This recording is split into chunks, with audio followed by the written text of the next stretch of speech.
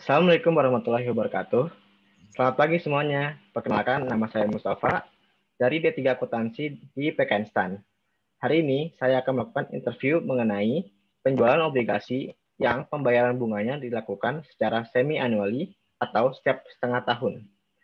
Nah, telah menemani saya Pak Puji Wibowo selaku dosen di PKN STAN yang mengampu mata kuliah akuntansi menengah 2 yang akan menjadi narasumber kita pada hari ini. Selamat pagi Pak, apa kabarnya? Selamat pagi Mas Mustafa, Alhamdulillah kabar baik. Gimana Mas Mustafa, juga sehat ya? Alhamdulillah sehat Pak. Ya. Nah, langsung saja untuk pertanyaan kita pada interview kali ini yaitu masih seputar interview sebelumnya Pak. Bagaimana sih Pak jika pada penjualan obligasi pembayaran bunganya dilakukan secara semi annually atau setiap setengah tahunan Pak? Ya, ini pertanyaan yang sering dilontarkan oleh mahasiswa-mahasiswa ya, Mas Mustafa ya. Saya mungkin kasih contoh sesuai dengan video sebelumnya ya, yaitu kalau obligasi dijual dengan harga premium, yaitu harga di atas nilai nominal. Ya. Kemarin ataupun di video sebelumnya kita sudah membahas tentang apa yang menyebabkan harga obligasi menjadi premium, gitu ya. Nah, premium itu disebabkan karena perbedaan market rate dengan coupon rate. Kemudian tantangan berikutnya adalah kalau coupon rate-nya atau beban bunga yang harus dibayarkan oleh perusahaan itu ternyata tidak hanya setahun, tapi setahun 2 kali, ya, yang kita sebut dengan semi annually. Tadi ditanyakan sama Mas Mustafa, ya. Nah, di situ nanti kita harus membuat tabel amortisasi yang lebih banyak, ya. Karena taruhlah misalkan periode obligasinya itu 5 tahun, kalau bunganya dibayar satu semester sekali atau setengah tahun sekali, berarti kan setahun 2 kali ya. Berarti periodenya nanti jadi 5 kali 2, jadi 10 tahun. Jadi seolah-olah kita punya obligasi dengan periode yang 10 tahun, gitu ya. Dan tarif bunganya nanti dibagi 2, ya, baik yang coupon rate-nya maupun market rate-nya. Gitu ya, Mas Mustafa. Mas Mustafa mau ilustrasi itu gimana? Boleh banget Pak. Nah, untuk lebih mudahnya memang kita akan perlihatkan ilustrasi bagaimana obligasi dengan harga premium itu dengan kupon rate yang kita bayarkan setiap 1 semester. Bentar ya. Ya. Sudah terlihat belum, Mustafa ya? Sudah Pak. Ini ya.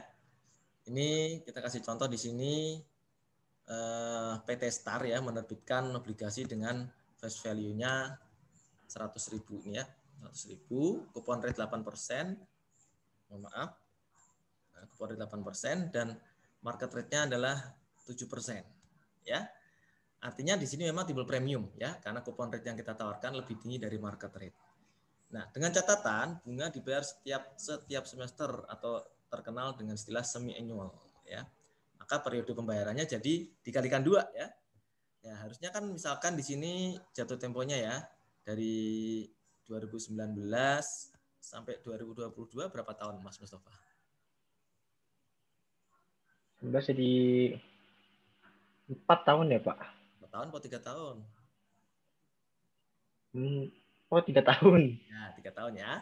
Karena dia semi annual, maka periodenya seolah-olah dikalikan 2 nih. 3 Oh kali iya. 2 menjadi 6 periodenya. Jadi N-nya adalah 6. Itu Mas Mustafa ya. Nih, jadi ngitung N-nya pun beda. Kalau yang video sebelumnya kan N-nya tetap sesuai dengan jumlah tahunnya ya. Ini kalau ini dikali 2. Ini ya. Lalu tidak hanya itu aja Mas Mustafa ya dan teman-teman semua, sahabat muda akuntansi, bunga kuponnya serta bunga pasarnya juga masing-masing dibagi 2. Kalau tadi N-nya dikali 2, bunganya dibagi 2 karena kan periodenya dibagi 2 nih ya. Jadi bunganya untuk yang kupon rate-nya jadi 4% dan efektif interest rate-nya atau market rate-nya menjadi 3,5%. Nah, ini ya. Nah, persentase inilah yang akan kita gunakan untuk menghitung nilai obligasi. Jadi nanti kalau kita cari di tabel ya, di tabel percent value, maka kita cari nanti di percent value yang pokok untuk N sama dengan 6 dan market rate-nya sebesar 3,5%, Mas. Ya, nanti akan ketemu angka ya. Kemudian dijumlahkan dengan percent value annuity dengan kupon rate-nya adalah 4% kali 100.000 ya, yaitu 4.000 ya. Dengan discount rate-nya adalah juga 3,5%. Ya, nanti ketemu angka dijumlahkan. Nanti ketemu angkanya adalah 104.158. Ya. Oke. Setelah ketemu ini, maka kita selanjutnya menghitung tabel amortisasinya, Mas Mustafa ya.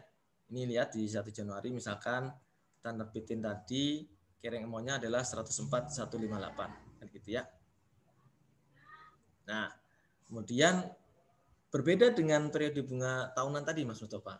Karena di semi annual maka ngitung bunganya pun setiap satu semester dan amortisasi juga dilakukan setiap satu semester ya.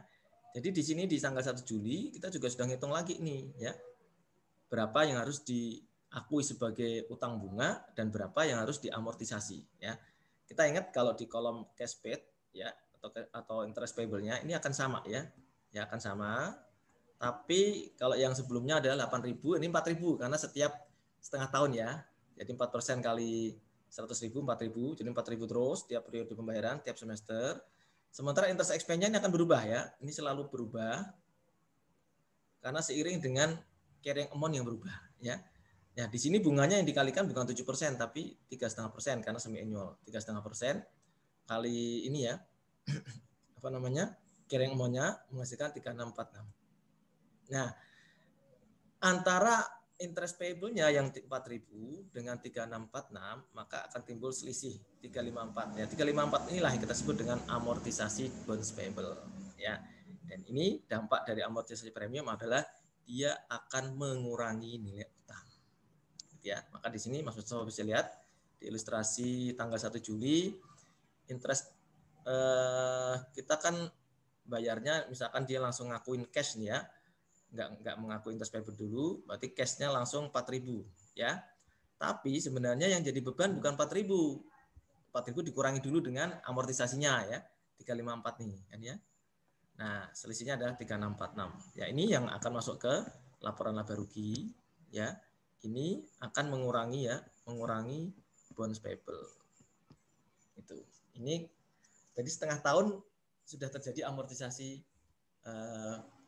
premium gitu Mas Mustafa ya. Terus kira-kira kalau di semester 2 gimana Mas Mustafa? Akan terjadi hal yang sama nggak menurut Mas Mustafa nih? Beda Pak. Bedanya gimana? Ada pengakuan di akhir tahun. Ya, di akhir tahun diakui dulu ya.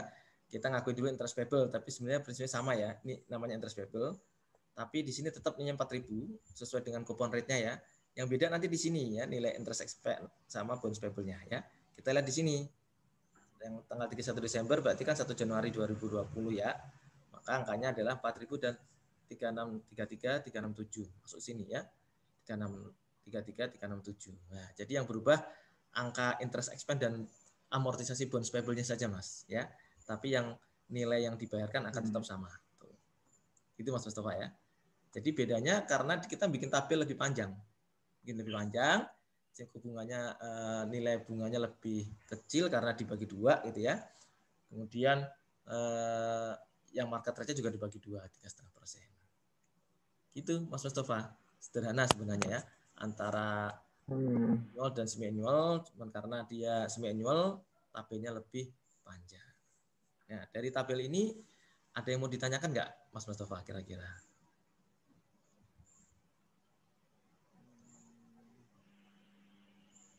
Sebenarnya begitu aja Pak, sudah cukup. Sudah clear ya? Mudah-mudahan juga teman-teman sahabat muda akuntansi yang ada di rumah ataupun dimanapun berada juga memahami teknik perhitungan nilai obligasi dengan harga premium kalau bunganya dibayarkan setiap satu semester. Nah, baik Pak. Udah lega Mas? Agak cukup tricky juga ya Pak. Nah, benar agak tricky. Jadi harus ada yang dibagi, ada yang dikali gitu kan ya. Yang periodenya dikali 2, yang bunganya dibagi 2 kan gitu ya. Jangan nanti ya. Nah, begitu saja untuk interview kali ini. Terima kasih Pak Puji atas kesediaannya. Ya, Mas Mustafa. Salam sehat ya. Ya, nah, begitu saja. Kurang lebihnya mohon maaf. Wassalamualaikum warahmatullahi wabarakatuh. Waalaikumsalam.